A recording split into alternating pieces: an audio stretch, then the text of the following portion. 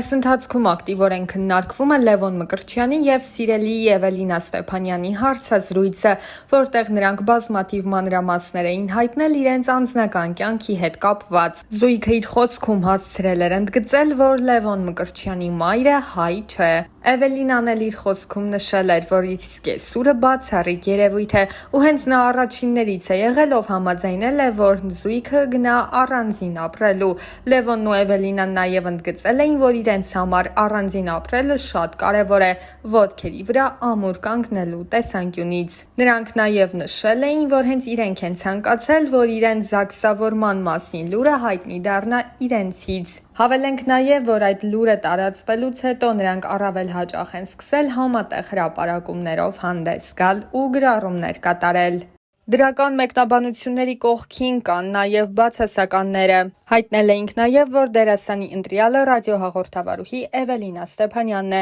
ով նման բուռն քննարկումների ֆոնին Instagram-յան իր էջի story բաժնում հրապարակել էր դեռ 3 տարի առաջ արված հոլովակներից մեկը Լևոնի մասնակցությամբ ու դրանքից նշել էր. «Անվերջ սերը իրական է, բանակի տարիներ, բախտի տերը թաղեմ»։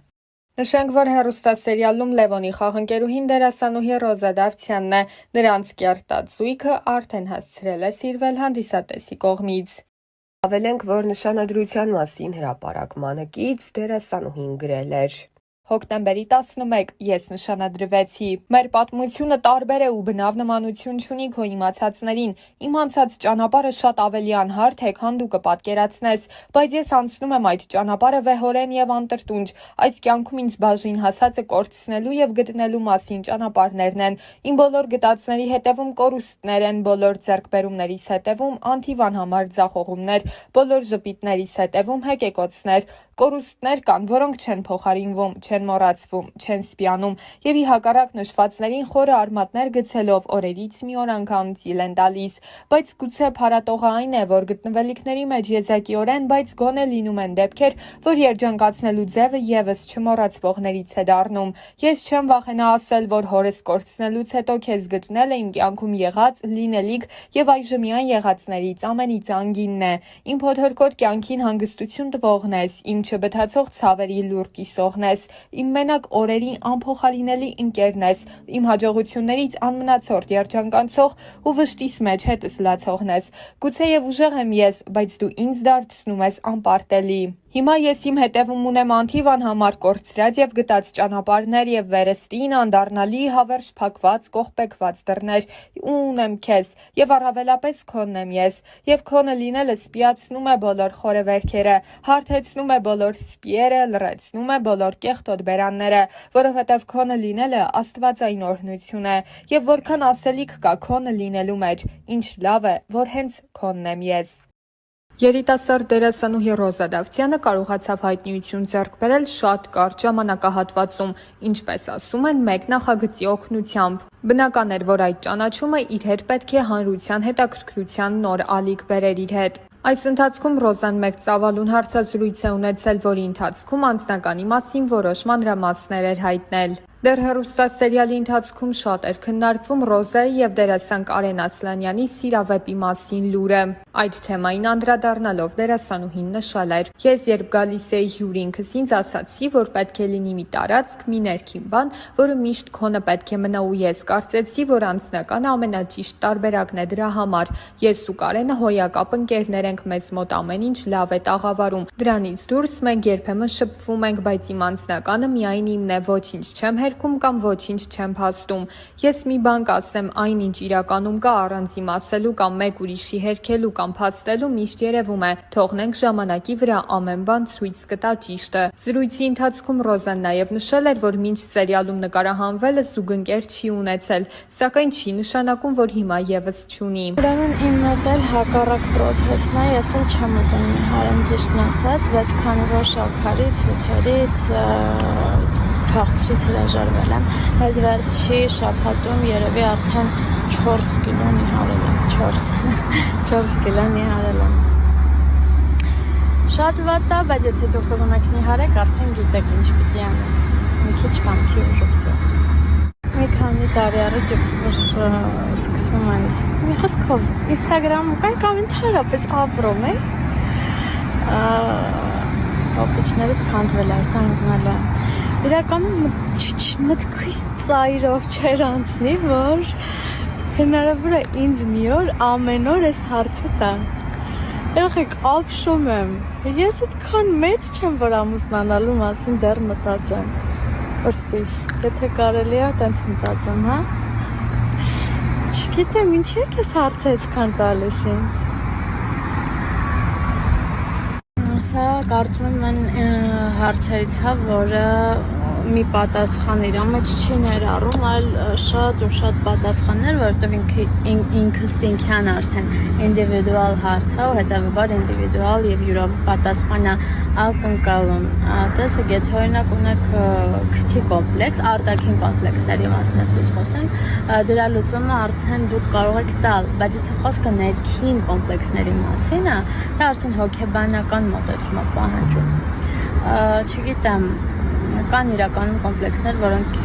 այնքան էլ կոմպլեքս չեն, ինչքան մենք ենք դա դարձնում այդպիսին, բայց արդեն ներքին կոմպլեքսները դրանք լուրջ բարդություններ են, որոնց դեմ պիտի հոգեբանորեն պայքարեք։ Չգիտեմ ինչքանով կարողացա օգնեմ, շատ դժվար հարցեր, դժվար պատասխանել ակնկալում էր։ Սա համարենք վերջին հարցը, որովհետև գիտեք, որ ես ատում եմ շատ ստորիներ ու երբ որ իմ մոտ էլ այնպես ստացվում, որ շատ են, նյարդերից չգիտեմ ինչ եմ, Instagram չեմ մտնում, որ չտեսնեմ, որ շատ եմ մտցել։ Տեսեք, ես այս հարցին, թե հաղորդման ժամանակ, Օվսիկետ մեր հաղորդման ժամանակ,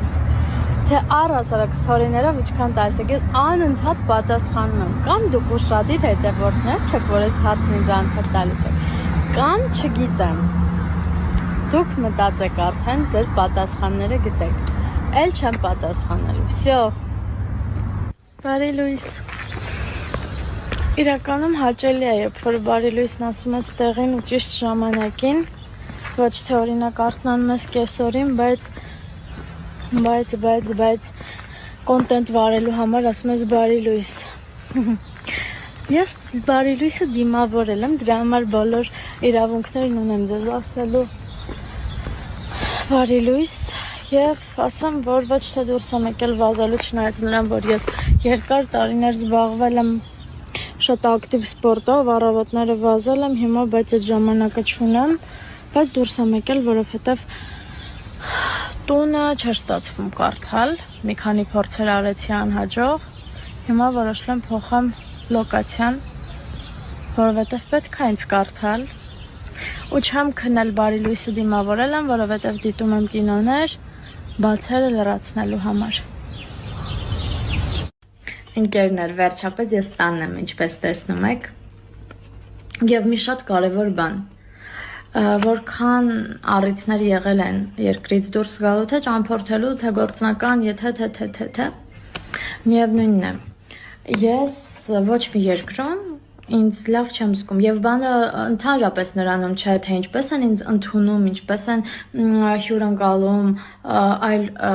իմ հոգուց է, իմ ներսից է, որ ես չեմ կարողանում ինձ լավ զգալ։ Գիտեք,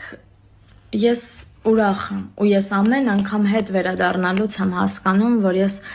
հպարտ եմ, որ ես ունեմ ինքնություն, որ ես ունեմ ծննդավայր, որ ես ունեմ հայրենիք ի վերջո։ Դա շատ կարևոր է ու դա պետք է գնահատել, հաստատ պետք է գնահատել։ Ես սիրում եմ իմ Հայաստանը, իմ տունը, իմ տան դիմացի քարը։ Այսքանը։